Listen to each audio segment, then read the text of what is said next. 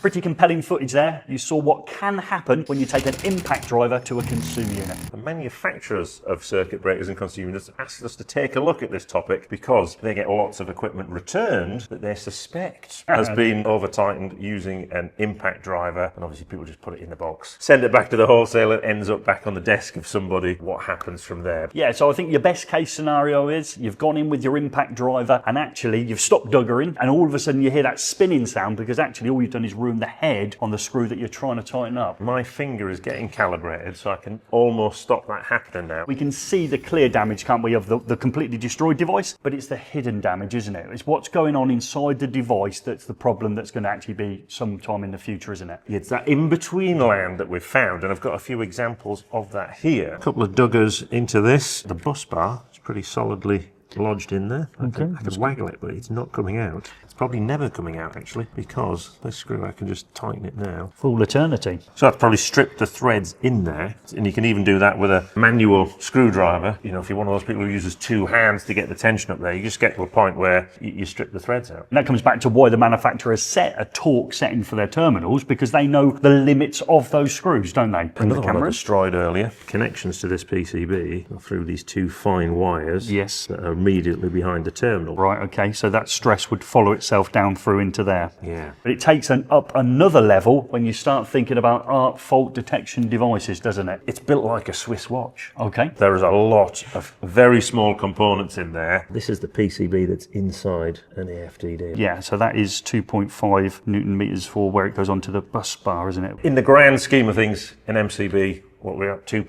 RCBOs were probably going from 9 to 25 quid. AFDDs, £155. Using the impact driver and you start having problems, the manufacturer is more likely to investigate. There's lots of reasons why you should be using a torque driver. Ignoring that, obviously putting the installation at risk, but you're also putting yourself at a financial risk because this equipment now we're installing is going up in price. Just remember, there's no such thing as a calibrated arm.